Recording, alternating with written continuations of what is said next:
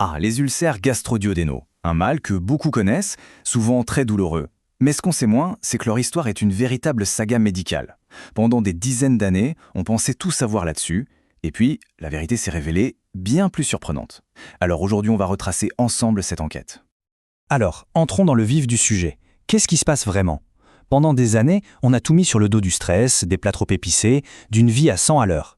Mais, et si la vraie cause était complètement ailleurs? Si le coupable, c'était en fait un minuscule organisme vivant, un survivant de l'extrême? Mais d'abord, pourquoi est-ce que ce sujet est si important? Eh bien, regardez ce chiffre. 10%. Ça veut dire qu'environ une personne sur 10 sera touchée par un ulcère au cours de sa vie. Ce n'est donc pas du tout une maladie rare, loin de là. C'est un vrai enjeu de santé publique. Bon, il faut savoir qu'on ne parle pas d'un seul type d'ulcère, mais de deux principaux. D'un côté, on a l'ulcère duodénal, c'est de loin le plus fréquent, 3 à 4 fois plus courant, et il touche des personnes un peu plus jeunes. De l'autre, il y a l'ulcère gastrique, celui qui est dans l'estomac même. Lui, il arrive plus tard, et attention, son taux de mortalité est plus de 2 fois plus élevé. C'est vraiment crucial de bien faire la différence entre les deux. Et puis, un jour, tout a changé. Vraiment. La compréhension de l'ulcère a vécu un véritable séisme, une révolution qui a tout remis à plat, du diagnostic jusqu'au traitement. Et tout ça parce qu'on a enfin trouvé le vrai coupable. Un coupable que personne n'attendait. Et le voilà, ce fameux coupable, Helicobacter pylori. Une bactérie, mais pas n'importe laquelle. Une bactérie incroyablement résistante, capable de vivre et de se développer là où rien ne devrait survivre, dans l'acide de notre estomac. Sa découverte, ça a été un choc. D'un coup, on a compris que la cause principale des ulcères, ce n'était ni le stress, ni la nourriture, mais bien une infection. Parce qu'un ulcère, si on ne le traite pas, ce n'est pas juste une douleur. Non, c'est une véritable bombe à retardement. Les enjeux sont énormes parce que ça peut mener à 4 complications majeures. Et croyez-moi, chacune d'entre elles est potentiellement très très grave. La première complication, et c'est aussi la plus fréquente, c'est l'hémorragie. C'est assez simple à imaginer.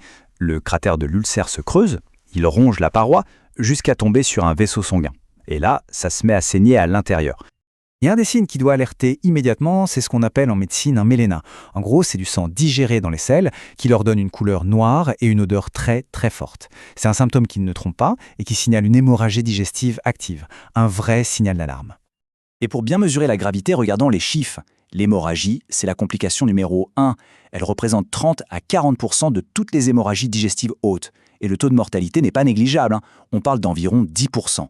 Le risque augmente avec l'âge, après 65 ans, mais aussi avec la prise de certains médicaments très courants, les AIN, les anti-inflammatoires. Oui, on parle bien de l'ibuprofène ou de l'aspirine par exemple. Deuxième complication, et là on monte encore d'un cran dans le dramatique, la perforation. Imaginez, l'ulcère ne se contente plus de saigner. Non, il creuse jusqu'à traverser complètement la paroi de l'estomac. C'est un trou, une brèche ouverte.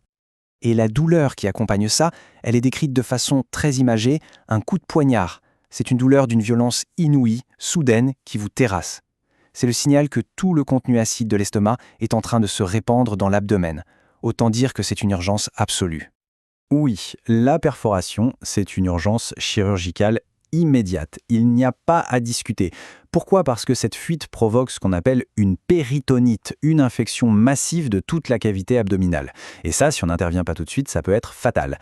Et encore une fois, on retrouve nos fameux anti-inflammatoires comme facteur de risque important. Troisième complication, un peu différente, plus mécanique on va dire, c'est la sténose. C'est plus rare, heureusement. En fait, à force d'inflammation et de cicatrisation, l'ulcère peut créer un rétrécissement, une sorte de blocage. C'est un peu comme un tuyau qui se boucherait à cause d'une cicatrice épaisse. Ça arrive surtout quand l'ulcère est situé juste à la sortie de l'estomac. Le résultat, la nourriture s'accumule, elle ne peut plus passer, et ça provoque des vomissements, souvent bien après le repas. Heureusement, c'est une complication devenue exceptionnelle et on peut souvent la traiter en passant un petit ballonnet pour dilater la zone, sans avoir besoin d'une grosse opération. Et on arrive à la quatrième et dernière complication, et c'est sans doute la plus redoutée de toutes, la transformation en cancer. Et c'est précisément là que la différence entre les deux types d'ulcères qu'on a vus au début devient absolument fondamentale. Alors ça, c'est une information qu'il faut absolument retenir. Un ulcère duodénal, celui qui est après l'estomac, ne devient jamais cancéreux. Jamais. Par contre, un ulcère gastrique, celui qui est dans l'estomac, lui, il a un petit risque de mal tourner, de devenir cancéreux. C'est pour ça que quand on trouve un ulcère gastrique, la surveillance est beaucoup plus stricte. Attention, ça ne se fait pas du jour au lendemain, bien sûr. C'est une sorte de réaction en chaîne qui prend des années. Tout part de l'inflammation chronique causée par la bactérie, ce qu'on appelle la gastrite. À la longue, cette inflammation abîme la paroi, les cellules se transforment, elles deviennent anormales, et à la fin de cette cascade, on peut avoir un cancer. C'est la raison fondamentale pour laquelle il faut absolument éradiquer Helicobacter pylori quand on la trouve. Bon, après avoir brossé ce tableau un peu sombre des complications, passons à des choses plus positives. Parce que heureusement, la médecine a fait des progrès absolument spectaculaires. Voyons un peu comment on diagnostique et on traite tout ça aujourd'hui. L'outil principal, l'examen de référence, c'est l'endoscopie. On l'appelle aussi gastroscopie. C'est une petite caméra au bout d'un tube flexible qu'on fait passer pour aller voir directement à l'intérieur de l'estomac. Ça permet au médecin de voir l'ulcère en direct, de juger de sa gravité, de prélever un petit bout pour l'analyser, c'est la biopsie, et parfois même de commencer à le traiter sur le champ. Et pendant cet examen, le médecin ne fait pas que regarder, il utilise des outils pour évaluer précisément le risque.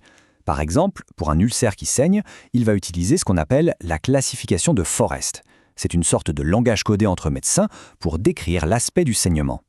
Et en fonction du stade Forrest, on sait exactement quel est le risque que ça ressaigne, et donc on peut décider tout de suite de la meilleure stratégie. Et ça nous amène à la manière dont on traite les complications aujourd'hui, qui a radicalement changé. En première ligne, pour une hémorragie, on agit directement pendant l'endoscopie. On peut poser des sortes de petites agrafes, des clips, ou injecter des produits pour stopper le saignement. Si ça ne suffit pas, on passe à l'étape suivante, la radiologie. Là, on peut aller boucher l'artère qui saigne de l'intérieur sans ouvrir. La grande chirurgie, elle, est devenue vraiment le tout dernier recours. Donc, si on prend un peu de recul, l'histoire de l'ulcère, c'est vraiment l'une des plus belles success stories de la médecine moderne. On est passé d'une maladie chronique qui faisait peur, qui pouvait mutiler, à une affection qu'on guérit très bien dans la grande majorité des cas. Le changement est juste spectaculaire.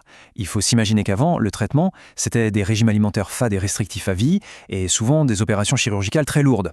Aujourd'hui, on traite ça avec une simple association, des antibiotiques pour tuer la bactérie et des médicaments très efficaces pour bloquer l'acidité, les fameux IPP, pour laisser le temps à l'ulcère de cicatriser. C'est simple, c'est efficace et ça a littéralement changé la vie de millions de personnes.